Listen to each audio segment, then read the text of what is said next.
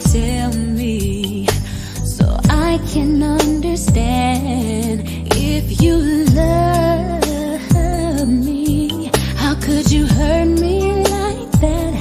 How could the one I gave my world to throw my world away?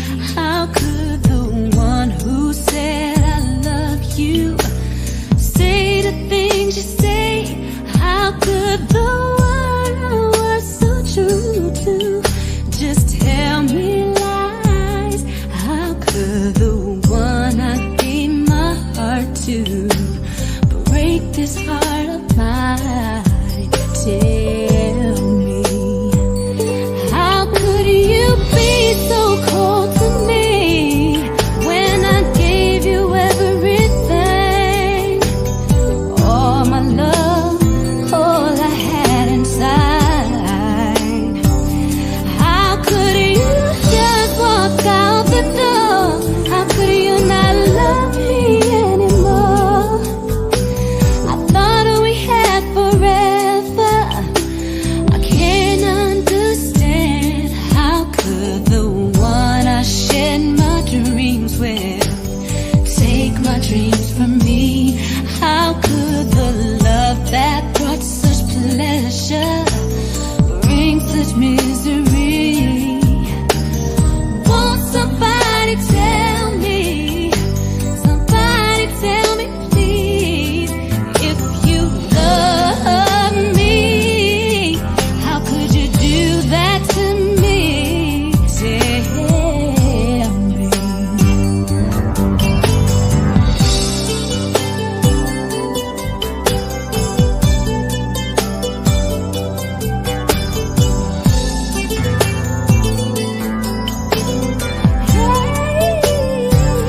How could you just walk out the door? How could you not love me anymore? I thought we had forever. Can't understand. The one I gave my heart to break my heart. You made me so happy. You made me feel so sad. Won't you tell me?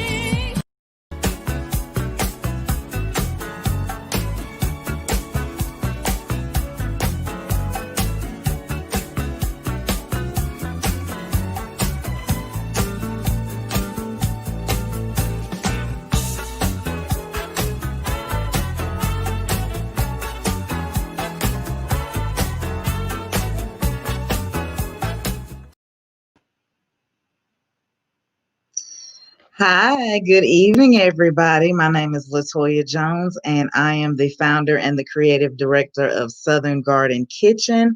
And tonight we are going beyond the garden. This will be our second episode. And so thank you guys for joining me. Those of you who are live, those of you who may hear this later or see the replay, thank you for joining. Thank you, thank you, thank you. But before you get comfortable, hit the share button with your friends and with your family, and let's get this show on the road. So the title of tonight's show is Life After Divorce. And the reason I wanted to do this show is because I really want to help people avoid some of the pitfalls of marriage that end up leading to divorce. So if you are considering divorce, if you're separated, if you think that divorce is going to be your ticket to freedom, or if you're happily married and want to stay happily married, this show is definitely for you. So I chose today because today is actually, y'all know there's a national day for everything. Today's National Divorce Day. According to statistics, the first Monday after the new year is when most divorces are filed. So I guess they decide to get the new year out of the way, and then they are on to, they make New Year's resolutions. So they're on to a new life with a new boo. So anyway, let me give you some quick statistics about divorce, and then I will introduce my guest and we will jump right into it. Um, 90% of people marry before the age of 50. 40 to 50% of those marriages end in divorce. And there are a few reasons why divorce happens, and I'll go over a couple of them and then we'll get going. So, one is people grow apart and they develop personal differences, excessive arguing, abuse and domestic violence, getting married too young, substance abuse, financial issues, having unrealistic expectations, impotence and infertility, infidelity, and lack of love and commitment.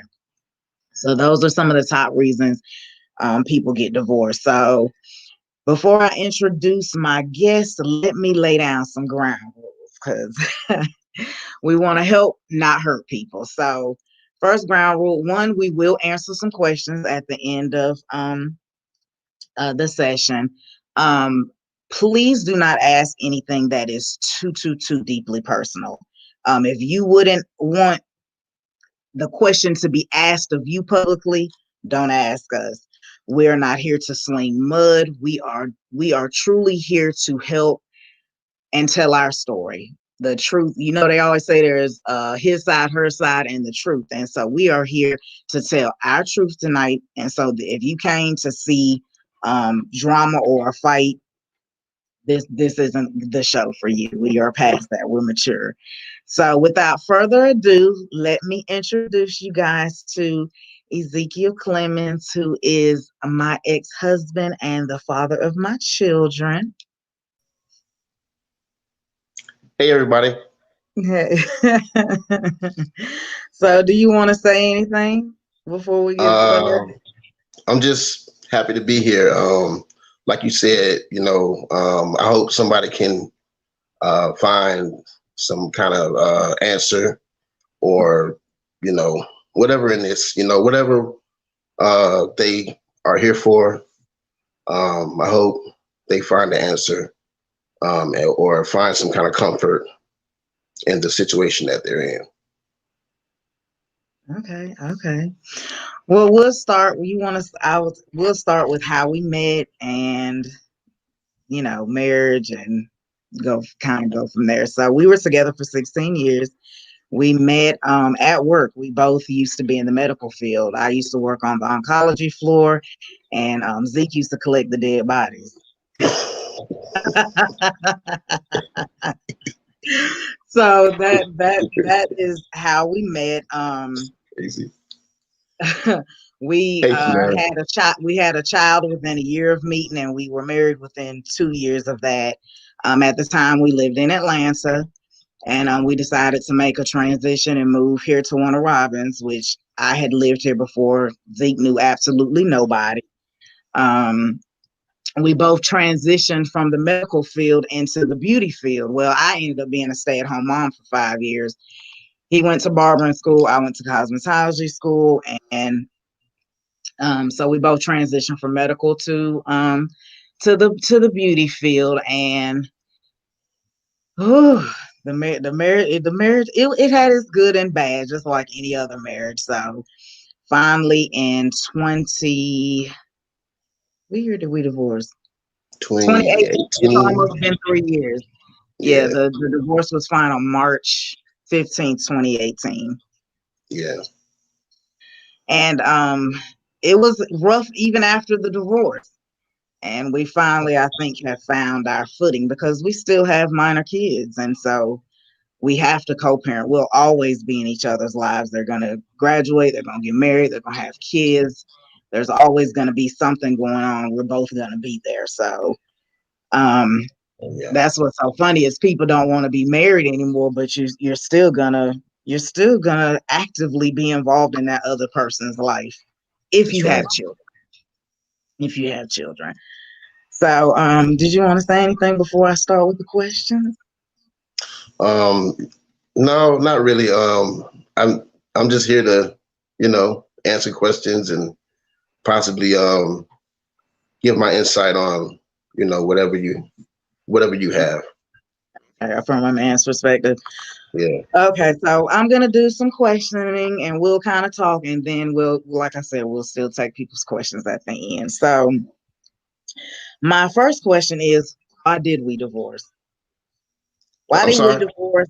Why did we divorce, and what role did you play in? And this is gonna be for both of us, but I'll let you go first. So, why did we divorce, and what role did you play in the disintegration of the marriage?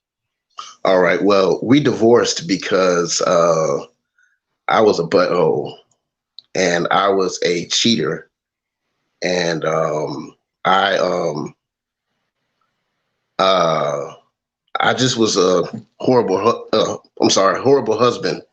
And I think, when you're young, when you get married young, and you get into a marriage, and you never had anybody to teach you how to be um, a man, or a leader, or whatever. You get into marriage, and there's um, no rule book. Oh, I mean, like, not rule book, but no handbook to marriage. So I was just a young, horny toad, and I was just out there doing my thing, and trying to be married at the same time, and not knowing that, this was actually um, uh, um, a contract between man, his wife, and God. Not being serious, but the role I played in the role I played in the destruction of this marriage. Um, I was I was not a leader. Um, I was not a leader. I was not a what she would think of as a provider, or what most women would think of as a good provider. Um, I wasn't. I wasn't home. I put my career first, and I put people before my wife and my kids. Um, I was always at the barbershop, always out drinking, hanging with people that didn't care about me or my family. Um, so that's what caused it. I was just trying to have fun and not be a leader. And when you're in a marriage, you have to be a man has to be a leader. Can't expect a woman to lead a marriage. You know. So yeah. Okay. Well, of course, there's, you didn't cause the trouble by yourself. Yeah. And so I will say the role that I think that I played in the disintegration of the marriage was my mouth. Um, my mouth and me trying to be in control.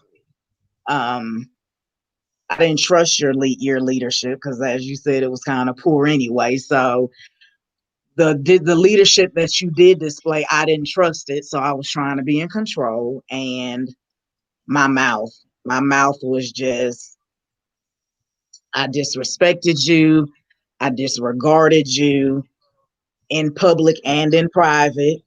Um, I embarrassed you. I talked bad about you. Um, Let me see. Usually when people ask me, that's what I usually say. My mouth. I did not respect you as a husband or as a man, and I showed that through the things I said. And I didn't apologize for them. I didn't care who was around when I got upset. And I now know how much that can really do to break a man down. And make you want to not that this is a past, but make you want to stay at the barbershop. Who wants to come home to a wife who's disrespecting him, chewing him out? I remember you used to always say I would be cussing you out in the church parking lot, and then go inside the church and be praising the Lord. And I did. I did. You make me mad in the car on the way to church. Oh yeah. It was nothing for me to, use a few swear words and then hallelujah. I deserved it though.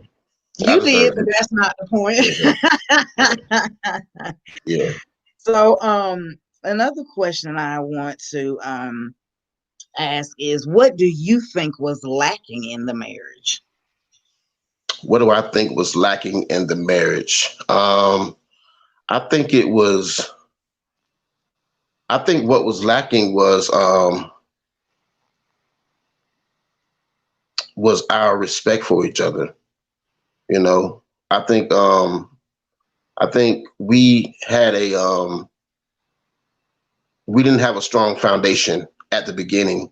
The beginning, I mean, to be honest, we was just, you know, cut buddies. And, you know, we had a daughter, and, you know, we got married. We didn't become friends. We didn't become best friends. There was no strong foundation. And I think that's what was lacking in the marriage. We didn't know each other. We were like two strangers who met. There was an attraction. There was, you know, what men and women do, and then there was a baby, and then we tried to just, you know, uh, have a family. And I think that you need a strong foundation, and that's what I feel that was lacking, and love also, like real genuine love, godly love. But you know, you can say you love somebody, but actions speak louder than words. You know. That's true. That's true. Um, do you have any resentment towards me? You know what? Honestly, no. But when we got divorced, I thought I did. I thought I hated you. Yeah, you didn't speak to me for a year. Right. I thought I hated you. I thought I hated people. I thought I hated your friends. I thought I hated your family members. But in reality, I hated myself, you know, for destroying my family. And I tried to blame everybody else. For a long time, I tried to blame everybody else. And it was my fault because I wasn't a leader. I wasn't a provider. I wasn't somebody that you could depend on. I wasn't your security.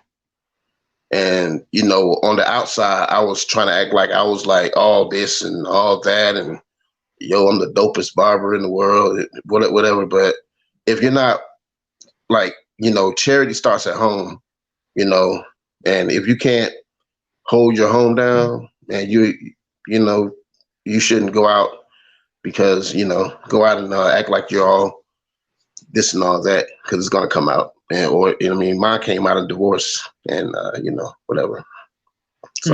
Sorry, I'm talking too much. No, you're fine. No, you're fine because, you know, a lot of times women will share our mistakes with each other. We'll share divorce. Men don't. And that was one of the biggest reasons I wanted to do this, because men do not share. They move on, they get a new Right. girlfriend or a new family, and they Mhm. bring that. If you don't heal, you take that into your next relationship.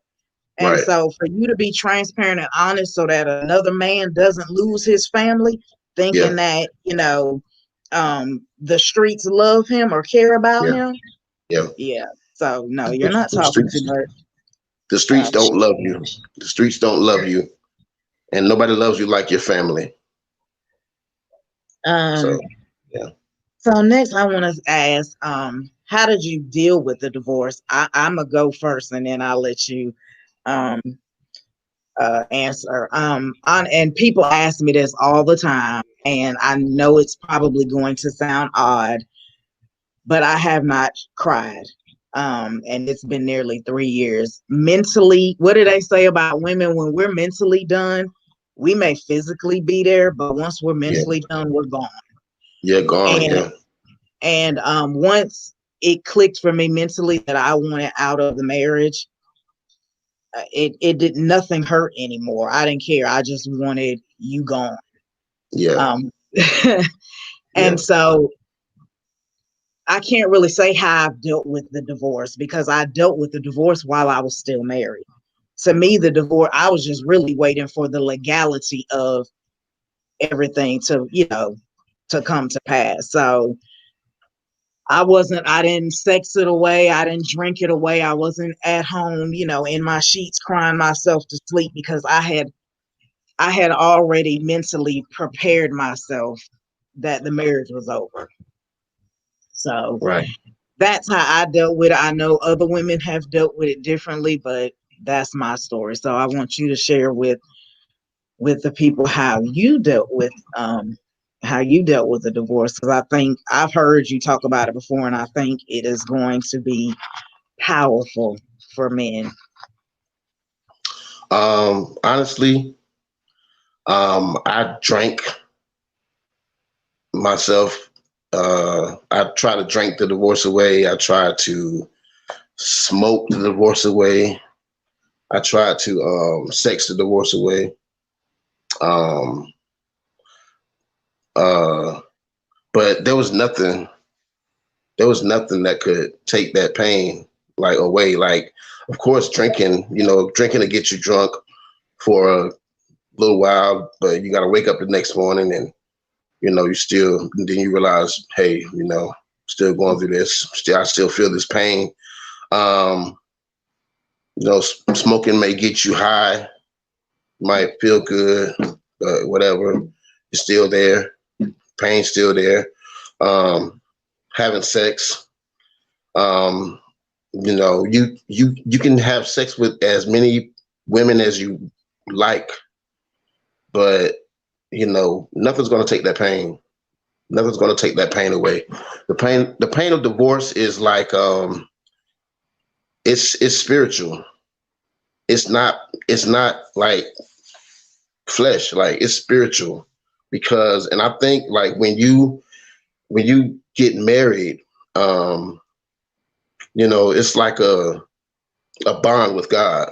You know what I'm saying? Because he ordained marriage. So when you get married, you know, you may not take it seriously, but God takes it, to another level. Like, you and your wife are at another level with God. So um when we got divorced, like, I'm gonna tell you, like, I felt like I was alone in this world. Like, no matter who was around, like, I could be with friends, I could be with coworkers, I could be with girls I was messing around with, and I would feel so empty inside because, like, I didn't know what I wanted.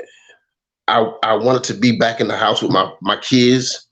Um, I wanted to be around my family, but at the same time, like, I know I couldn't. I know I lost everything. So, like, but honestly, like, on a spiritual level, like, it's like being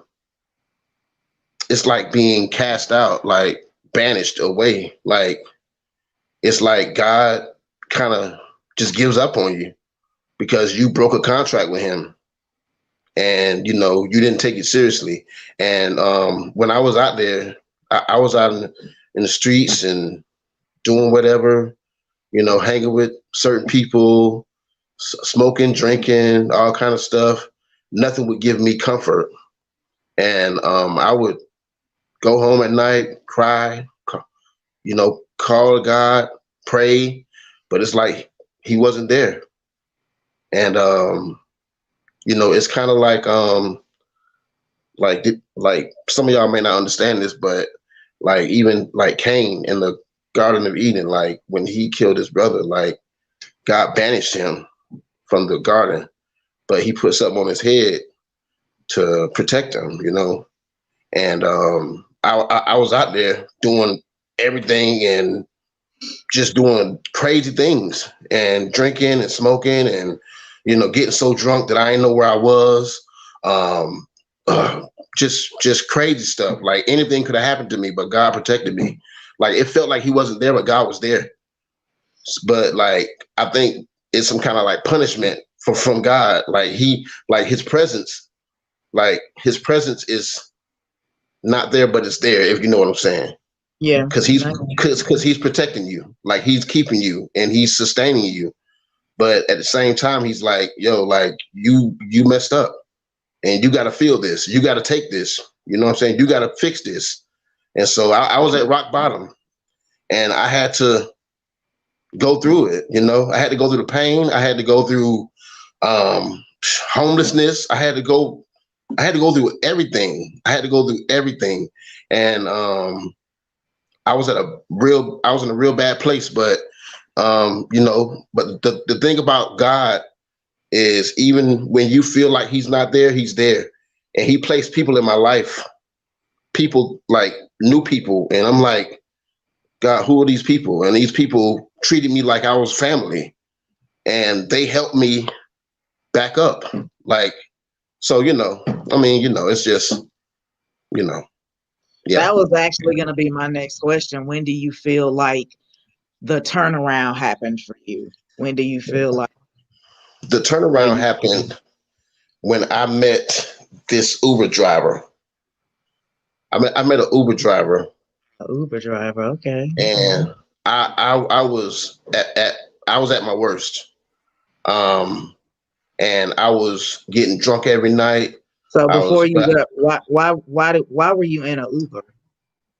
well, I was taking the Uber back and forth to work because, you know, I had lost my, you know, I got caught driving drunk and lost my license and all that kind of stuff, you know. I didn't know that. Okay, I didn't know Yeah, that. yeah, yeah. But whatever. Okay, But go ahead. So but back to the Uber driver. I met an Uber driver, and he took me to pay my last probation payment. And this man like spoke so much life into me, and I never thought I'd see him again. Because I'm like, all right, well, this man just took me to pay my last probation, uh, you know, to get off probation. And I was like, all right. So he took me to pay my last probation, and I told him what I was going through, and he spoke so much life into me. And it was like you know, I had known this guy for a million years, but I had just met him. And so he took me to pay my last probation and then took me back to work. I never thought I'd see him again. When it went to get an Uber again, and it was him. And I'm like, wow, like, and so every time he picked me up, I would talk to him. And no matter how bad my venting was, like, he was so positive. And he spoke so much life into me, and he helped me out so much that it's like, you know, like I just can't explain it. Like, we became like friends, and he treated me like his brother. And you know, if I needed help, like, he could tell if I needed help. I wouldn't even say anything. He'd be like, "Hey man, what's going on, man? You know, it's just something about your aura, man. You just don't seem like you're doing too good." And you know, he, you know, helped me out, and you know, make sure I had what I needed. I'm sorry.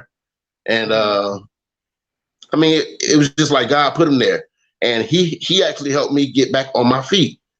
And you know, big shout out to Jesse. Jesse, bro, you the man, bro. For real, you're God sent, bro. God sent you in my life, and I really appreciate you, man. Wow. Okay. Well, I'm speechless. Yeah. Well, what do you think? What would you say that this marriage and I agree, Tracy. That's what I was thinking as he was talking. Like God sent him a ram in the bush. He did. He really Yeah. did. What do you think that our marriage and our subsequent well, yeah, I'm gonna ask that. What do you think our marriage and our subsequent divorce taught you? It taught me most of all to to not play with God, and not to play, like, if you're gonna be with a woman or be in a relationship with anybody, Mhm. to be serious. Like, don't play with people's hearts. Don't play with people's feelings. Um, if you don't love that person, don't say I love you. If you don't like that person, tell them like, I'm not feeling you like that. If somebody's having feelings for you and you're not feeling them, like, just be honest. Like there's nothing wrong with being honest. Like, I wish I would have been more honest with my ex-wife and let her know, like, no, I didn't want to get married. I was too young. I was 22 years old. I was a hoe. I was a hoe. And, I was young. I was just getting myself, I was just getting my young seeds out, I guess. I'm not sure what I'm trying to say, but like I was young and I was stupid and I wasn't ready for marriage. I don't think either of us were. Yeah. And at this moment, I mean, like at this time of my life, like I respect my ex-wife so much more than I ever did because one, she's a mother of my children, and through it all, like she we had our rough moments, but she's never like just treated me horrible. Like, even though I treated her like she didn't exist, she still kept a smile on her face and spoke. And, I just, thank you for not giving up on me. And, like as a friend or whatever, but, yeah, yeah. Okay, so I'm gonna ask two more questions and then we'll start taking questions. So one of the questions I was gonna say, is there anything that you haven't said before that you'd like to say now? But I'm gonna ask something that I've never had the opportunity to ask you before.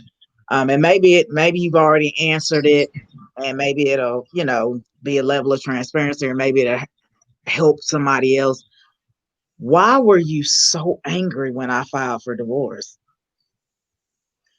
I was talking to one of my clients the other day about that. Um, I grew up in a very religious home. We were apostolic, and at one point in our lives, the church was very it was very strict, and divorce was like, if you get divorced, you're going to hell. Like, Oh, and so, like, yeah, like we grew up in a strict, very religious home, and I mean, God doesn't like. He said He hates right, divorce. That's right, the word. but like, all through my life, like divorce was like that thing that you didn't do, no matter how bad it was, and like, I mean, but I was just hearing about that divorce wasn't the thing to do. Like, I was hearing about that God hated divorce, but I didn't know the word, and I qualified for everything that divorce is, you know. Oh, that list I went over earlier. Right. Like I was, doing stuff that you should have left me a long time for. Except A the long time domestic ago. violence. Now you wouldn't beat me. Right. I've never put my hands on my ex-wife. Um, but um, divorce. Divorce was just that thing that you just didn't So do. you basically were just mad because of how it looked religiously. Well, I was scared. I was more scared than mad because I felt like I was like a failure. Like, I was already failing at my marriage, but then when the divorce came, I felt like, oh my God, like I just signed papers.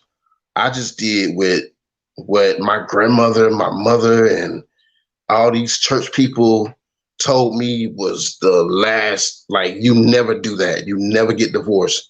Like, you are like divorce is not an option. And that's why it took me so long to sign those papers. Like you tried to divorce me a lot of times, and So it is. and I wouldn't sign the papers because I felt like because that I guess that brainwashing of thinking that divorce was like it was like not an option. But You weren't about to keep me trapped. So. yeah, but like man, if I'd have known like the peace of mind, and I'm not trying to be funny, but No, like no, no. You like telling the truth. there's a peace of mind in divorce when you get past that pain stage, that hurting stage, that Before rock he bottom starts stage. now, we're not advocating divorce. I We're forgot to say not that. Yeah, advocating yeah. divorce. Before Yeah, we're I'm not not we're not advocating it. advocating divorce, but Yeah, he just letting you yeah, know this is life after divorce. So yeah. after But the like, pain and after the yeah, the fear. pain. Yeah, the Look at pain Sam and saying heavenly peace, baby. You ain't lying. yes, there's a peace of mind that you have after you go through that rock bottom stage and that painful stage and that stage where you're doing everything to try to get through that pain. But really, the only thing you can do to get through that pain is just really call on Jesus and just pray. You gotta pray. You gotta stay prayed up and really just stay focused. You gotta stay focused. If you going through that divorce, like You just got to go through. yeah, just go through it. Like it's like walking through a storm or walking through fire. Like you might be scared at first and this and that, but when you get through it, like you gonna all the burn marks gonna heal and whatever. But it's a peace of mind, and I don't think that you should jump into a relationship right after you heal. Like get yourself together, get your mind together, get your finances together, get your Trauma. just get your yeah, just really like just get through it and don't bring nobody in your mess. Don't bring nobody in your mess. I don't care if it's a cut buddy or a girlfriend. If somebody's trying to get with you and you're not ready, if you're not mentally ready, because divorce is traumatic. It's traumatic. It's like a death. It's like you're dying to live again. But when you're dying, you're really like dying. Like it's like something in you is dying. And but you're living again. You're going to live again. It But you're is a gonna make death. It is a yeah, death. It's a death of a relationship. It's a death yeah, of family. It's a death yeah, of your dreams. yeah, yeah, So it really is a death. So you trauma bonding and codependency on other relationships isn't healthy. That is very true. Tam said the worship was the only thing that kept her. mm, So I'll have one last question. You kind of already went into it, and I'm gonna answer this first. And I've asked you before, and we kind of giggle about it, but will you marry again? And no. my Sorry, I'm sorry. I'm sorry. I'm sorry. well, dang, I'm sorry. woo. Well, I will. I I enjoy marriage. I didn't enjoy certain parts of being married to you. Yeah, yeah. But I understand. I understand. I enjoy the covenant of marriage. I will share my life with somebody again. I will say, even though they said second marriages, their failure rate is higher than first marriages, I feel like I really have the tools now that I didn't have before. Because like you said, we were too young. We both came from parents that were not the best example of what a marriage should be like. Right. Um, Are you in the mirror? No, my alfalfa thing was sticking up. Okay. Yeah, Um, sorry. and so I'm young and tender, okay? And so I want a second chance of sharing my life with somebody. Now the next one will be the last one.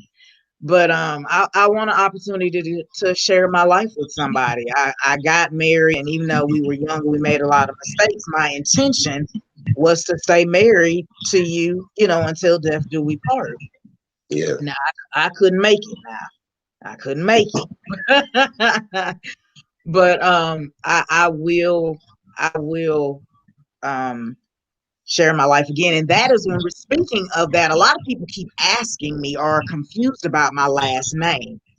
My name is Latoya Clemens. I did not legally change it. And the reason why I didn't change it was twofold. One is too much work. Two, I'm going to get married again. So there's no sense in me switching it from Clemens to Jones and then back to, whoever the next young fella is. Well, no more young fellas. The next older fella. So I use Jones. What's the word? Uh, for what's cat socially. I use Jones socially, but my name's Latoya Clinton. And it will be that until the next young lad takes my hand. But anyway, but look, before I could get the question out good, you shouted no. I'm So sorry. I'm sorry. I'm sorry. Go again.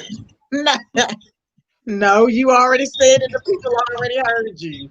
One Okay. good thing Okay. about that, though, is that you know that. And so as you enter into relationships, females need to understand that that's not something you desire. And your mind at this time can't really be changed. So I would suggest that they really be careful with thinking, oh, well, you cannot change a man unless he wears Pampers.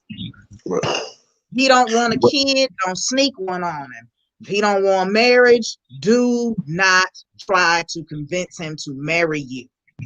yeah. Cause now I didn't do that. Now he asked me. I ain't trying to Right. convince him. I don't want y'all to think that I'm no. Right. I had a Actually, nice Toya. drop too. But anyway, you said you won't get married again. So why? Well, You're, well. First of all, I will. They say never say never. no, Because you don't know you what shouted that God too has. fast. Huh? Well, You they say shouted never that. say never because you never know what God has in store for you. But I say no You didn't say because never though. You just said no. right. But um, the reason I don't want to get married again is because um, I think at the at this point in my life, um, I don't want to go through what I went through with our marriage, and I'm really scared. I'm really scared, and I don't want to hurt anybody. I don't want anybody to hurt me. I don't want to struggle with anybody. I don't want to. I don't want to. Go through. Like I feel like that was my lesson in life, and God took me through that to make me stronger and better as a believer and as a man and as someone who believes that there's more for me. Like I want to use my experiences in marriage as something to, become greater, have a greater mindset. And if I ever get married again, it'll probably be when I'm like 80 or 90. But yeah. So you want to wait till somebody got to change your diaper? I'll change my own diaper. I might need them to strap me in, do the straps, but no, I'm just joking. But um, you know, never say never. Yeah. But I I'm think I'm just I not think feeling that it right now. yeah, I understand that, but I don't think you should let fear hold you back from love again. Um, Love you're you're love. you're, Oh God, no. God, no. you're still in your 30s. You're young, Yeah. so I think you should. I think you should Now, if you're not ready, don't go ruining nobody else's life like you did mine. Right. That's something I will never do again. I will never ruin somebody's life. I will never lie to another woman. I tell her all the truth. Like I tell them the truth now. I say, look, I don't like you. Yes. Okay. All righty. Well, that's all that those are all the questions that I really had. I guess we'll go ahead and start taking questions. And the first one, okay, there's one on the screen. Will your experiences in your first marriage affect how you go into your next marriage? Oh yeah. Oh yeah. Um I now know I was young. I was 25 when we got married. Yeah. And I know that may not be young to some people, but I was still having a good time. So to me it was young. But um there are, first of all, if you're I've dated obviously since we've been divorced, and so when I've recognized things in men that I don't want to deal with long term, when you're young you'd be like, oh, that'll change, or you'll no, bye, there's no sense in us even moving on. Right. uh, so and then another experience, of course, now I know how to communicate better and talk to a man better. Because to be honest with you, a lot of my issues rose from childhood. I was angry, and Zeke was my punching bag. I've told him that several times. He was a nice guy, and he was a punching bag. Um, and so in my next marriage, I definitely now know how to treat a man beyond the kitchen and the bedroom. Because that's what we're taught in society as women, just feed them and you know and have sex with them. And so those things, communication, goals, what we both really want. And in dating, if you see that that's y'all aren't on the same playing field, no, then there's no sense in even moving forward. So yes, my first marriage has definitely um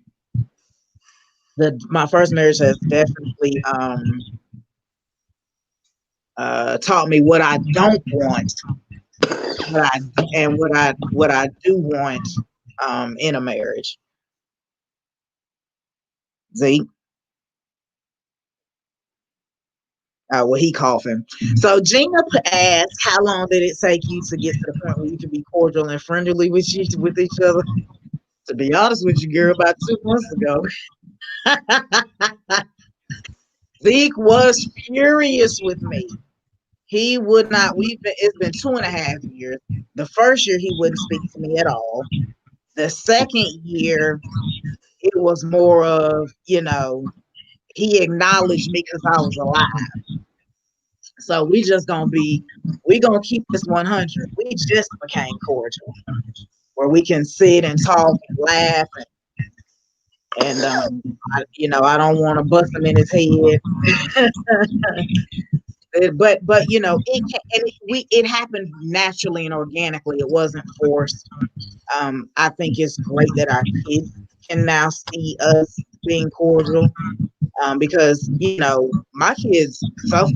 I brought a child into the marriage, and then we have two biological. Our oldest together was mad at me for divorcing her dad. She told me she understood why, but she was still mad at me. I guess she saw that her eyes, I broke up the family.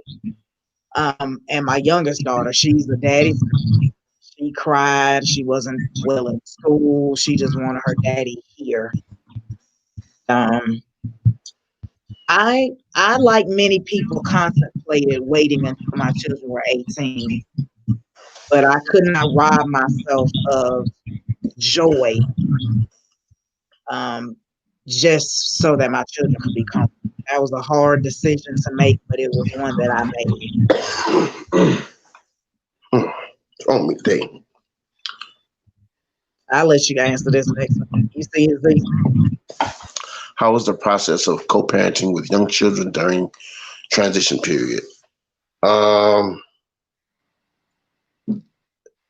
Toya has always been open to, like, she's never kept me from seeing my children. She's never been that type of woman to get mad and, you know, stop me from seeing my kids or stop my kids from seeing me.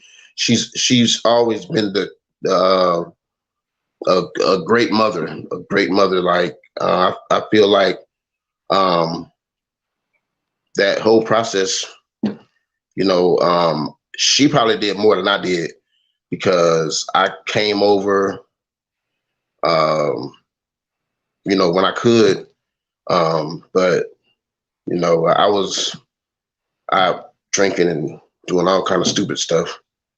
But yeah, I'm just being honest though. I'm just being honest. Yeah, Yeah. you left me holding the bag, but even though I still never kept you, you did. I never kept you from seeing your children because I don't think that that's right. They already were suffering enough. So being daddy's girls, I didn't want to be. I already had one mad at me. I didn't want to be responsible for saying, "Well, you can't see your dad," or Mm-hmm. whatever the case may be. So, are there any other questions? Um, like I said, we really just wanted to show that there is life after divorce, after, as Zeke explained earlier, after the anger, after the fear, and whatever, there's 5 stages of grief. Though those of us who took psychology know that, but there can be a nice life after divorce, and but before you get there, the whole point of us doing this was if you can get into therapy, can get before God. A lot of times, really, a lot of reasons divorces end is really out of poor communication and selfishness, absolute selfishness. And you'll find yourself, as Zeke described, he was out there in the wilderness. Um, and Yeah. I used to have this running joke with him because I knew he was in the wilderness. Um, but it wasn't my job to save him. But he explained earlier that he used to cheat, and so what's that question I always used to ask you? See, Um, I have no idea, Toya. you do know where It's them been so hoes at? long. Where them Huh? hoes at? Where Oh yeah. them hoes at? Oh yeah. She used to ask me that all the time, and I used to say Walmart. Because it just didn't. It's just it's men and women because women cheat too. You think your wife or your spouse at home's getting on your nerves. You decide you're gonna go, get with somebody else. But when the going gets tough and the tough gets going, those people are never there for you. Yeah. So if you're Yeah. That's considering true. divorce because you That's think you true. have a better option, I promise you don't. It may look like a better option now, Yeah. but when you move in with them possibly, or you get rid of your spouse, you get cozy, you're a little more available now for them than you were before. Yeah, you'll And like, find that it's go ahead. I'm sorry, I didn't mean to interrupt, but you know, when you get divorced, you start to see like you lost the best thing, you know, because of your mistakes. You know, I mean, like Toya was really a good wife. Um, I she will. she was really hard on me because like Because I um wanted better for you. I wasn't hard yeah. on you. Stop lying to these Well, people. no, no. I mean, like I don't mean that in a bad way, but like I believe wives are kind of like the Holy Spirit, like in the flesh. Like when we as men we you know we y'all think like 33 times faster than we do, and y'all see Y'all us fool. going down a crazy road. So y'all try to tell us, hey, you know, I need you to tighten up. Like you need to do this and do this, and we like, look, I'm the man. I'm the leader. I'm I'm gonna do what I grown. want Yeah, to we do. used to always say I'm grown. Yeah, I'm grown. But no, like God gave you your wife as a helpmeet, you know, and the Holy Spirit is a helper. So like your wife, like your wife knows, bro. Like, bro, like listen to your wife. Listen to your wife, okay? Like, don't be throw all that all that like that ego stuff away. Like your wife is your Holy Spirit in the flesh, okay? She's telling you like for real, like bro, tighten up. And you know, we men, we like that ego have us like really messed up for real. That's good, Z. And That's like good. we lose our wives. We lose our wives and we lose our children. The children start to resent you. Like, thank God my kids don't resent me. Like God blessed me and God really blessed me. Like my kids love me. They smile at me. And like even my beautiful granddaughter, like she hasn't smiled at me yet, but she will one day. Yeah, she will one day. Oh yeah. You so crazy. That was really good. Wives are the Holy Spirit in flesh. I'm gonna have to. You should get that put on the church. Yeah. Yeah. Trinette asked, did we ever consider therapy? We went to therapy while we were married a few times, but Zeke didn't want to do the homework assignment, so I was tired of paying, so we quit. And so to answer your question, towards the end, no. No, I wasn't even interested in therapy at that point.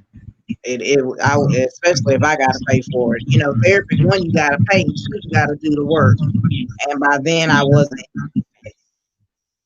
Somebody asked, was the actual process divorce long or difficult? No. It was. We had, and once one of the leaders at church, so she said, y'all had the quickest divorce in history. Let me tell y'all something about for you. When I want something done, it's getting done. Yeah. Okay, I Yeah. move expeditiously. Yeah. So I never forget. We got in a argument. January. It was it? No, it was the Monday before Martin Luther King Day, 2018. Mm. Zeke had come in the living room and asked me why I wasn't talking to him. I hope you don't mind me sharing this story. Oh, go ahead. Okay. Go ahead. He come in the living room asking me why I wasn't talking to him. I told whatever, Sherelle. I told him I had told him months ago I wanted a divorce. And that's why I wasn't talking to him, because we were still, we were obviously still living together. So that was the Monday before Martin Luther King 2018. I contacted a local lawyer. She allowed me to come in on Martin Luther King Day to file the paperwork. She said Jay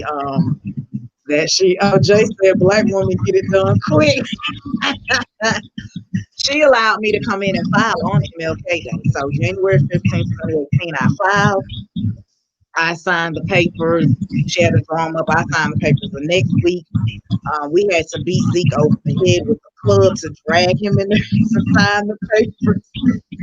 The following week, I think it may have been 2 weeks later, because I was like, why you ain't signing that paper? But and the divorce was granted March 15th, so it was about 6 weeks. So if you have now, look, I don't want to promote divorce now, but if you've got the money, the other person doesn't contest. Because I did tell Zeke that too, because I knew his religious beliefs about divorce. I said, don't you contest this divorce? Please don't do this, And so as long as it's not contested, as long as you don't have any.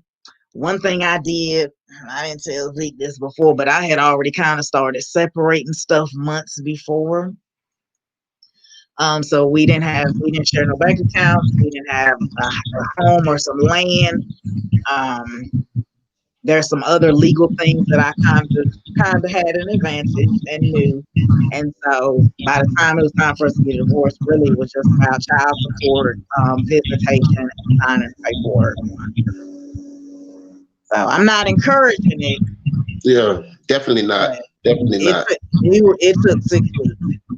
Now, when people say they've been divorced for 5 years, that ain't my testimony, but I wanted to be divorced because I wanted to start dating, and I'm not a cheater, and so I didn't want to be dating while I was legally married to someone. So I think Carissa says she need a T-shirt. See, you need to make that T-shirt. Wives Huh? are the holy. You need to make that a T-shirt. Wives. Carissa Hunter says she wants one. Wives are the Holy Spirit in flesh. Hey, I'm sure somebody's working on it now. You don't let people work on your stuff. You need to copyright that and make T-shirts. I need my child. Okay, okay. So silly. Anyway, well, that looks like all of the questions, and we are just over an hour. So I thank you, Zeke,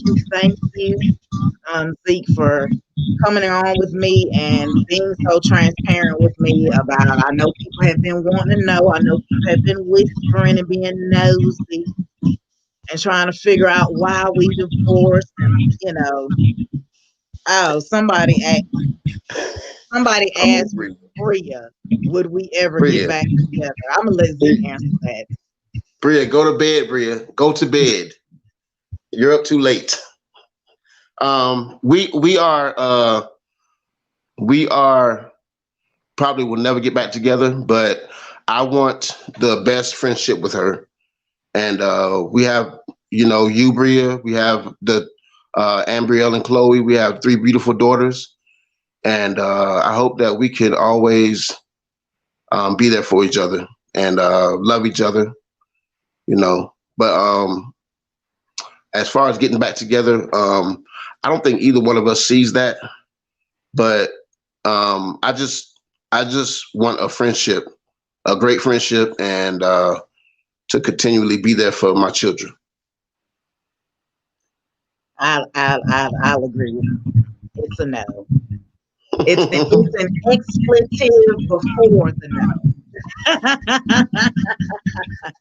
I gave him 16 years. He ain't getting another day. Okay. Jay, we love you too, man.